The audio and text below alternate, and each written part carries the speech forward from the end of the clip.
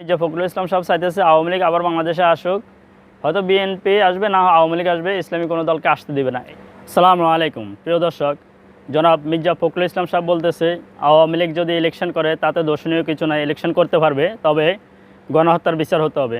তো জনাব মির্জা ফখরুল ইসলাম সাহেব এই কথা বলার কারণ হলো একটাই, জনাব মির্জা ফখরুল ইসলাম সাহেব যে দায়িত্বটা পালন করতেছে সেটা হলো ওবায়দুল কাদেরের দায়িত্ব পালন করতেছে। বিষয়টা কীভাবে হয়, ওবায়দুল কাদের যখন বলছিল যে আওয়ামী লীগ সরকার যদি ক্ষমতা না থাকে তাহলে বাংলাদেশে যায় আওয়ামী লীগের যত নেতাকর্মীরা যত টাকা পয়সা কামাইছে তারা এগুলো নিয়ে দেশে থাকতে পারবে না, দেশ ছেড়ে চলে যেতে হবে। জনাব মির্জা ফখরুল ইসলাম সাহেব কিছুদিন আগে বলছিল মৌলবাদীরা বাংলাদেশে রাজনীতি করতে পারবে না বা ক্ষমতা আসে নাই, কখনো আসবে না। হলো তেনার হিসাব কিতাব হলো এটাই যে আমরা যদি ক্ষমতা না আসতে পারি আওয়ামী লীগ হয়তো ক্ষমতা আসবে, তারপরেও মৌলবাদীদেরকে ক্ষমতা দেওয়া যাবে না। মৌলবাদী বলতে কারকে বোঝাচ্ছে, মানে ইসলামী দলগুলোকে, আলেমদেরকে বোঝাচ্ছে।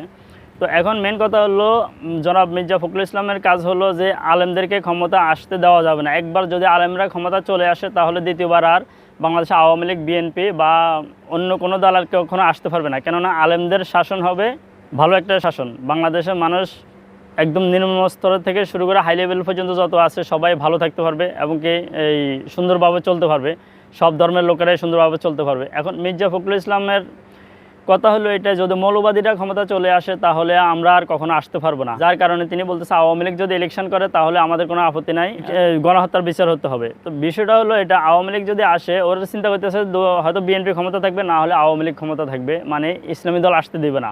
জনাব মির্জা ফখরুল ইসলামের চিন্তাধারা হলো এটা, মৌলবাদীরা কখনো ক্ষমতা আসতে পারবে না। তো তিনি এটাই বুঝাইতেছে যে তিনি একজন মুসলমান হইয়া মৌলবাদী বলতে আলেমদেরকে, মোল্লাদেরকে উনি দেখতে পারতেছে না। তো তিনি যে আদর্শের রাজনীতি করতেছে, আলেমরা কি সে আদর্শের রাজনীতি করতেছে না, আলেমরা করতেছে নবীর আদর্শ কায়েম করার জন্য আলেমরা চেষ্টা করবে। আর জনাব মির্জা ফখরুল ইসলাম সাহেবের আদর্শ হলো মনে করেন পকেট ভর্তি করার জন্য। তো পকেট ভর্তি করার জন্য আদর্শ পালন করতে হলে হয়তো আওয়ামী লীগ ক্ষমতা আসতে হবে, না হয় বিএনপি ক্ষমতা আসতে হবে। আর যদি এই দুই দলের মধ্যে কোনো দল না আসে, ইসলামী দল আসে, তাহলে তারা আর কখনো আসতে পারবে না। যেমন কি আপনারা দেখছেন স্বৈরাচার সরকার পতন হওয়ার পর বাংলাদেশে লুট তরাজ, হাঙ্গামা, এরপর চাঁদাবাজি, দখলদারি কারা করতেছিল? এই বিএনপির নেতাকর্মীরাই করতেছিল, শুরু করছিল।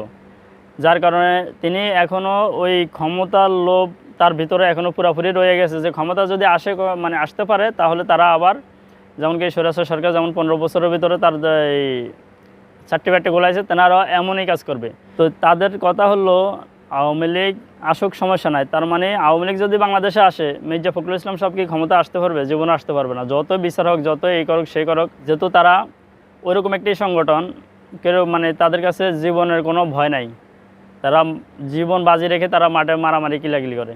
তাহলে বিএনপি কি এটা করতে পারবে? কখনো পারবে না। তার কারণ হলো মির্জা ফখরুল ইসলাম সাহেব চাইতেছে আওয়ামী লীগ আবার বাংলাদেশে আসুক, হয়তো বিএনপি আসবে, না আওয়ামী লীগ আসবে, ইসলামী কোনো দলকে আসতে দেবে না। এটাই হলো তেনার একটা উদ্দেশ্য, তেনার টার্গেট।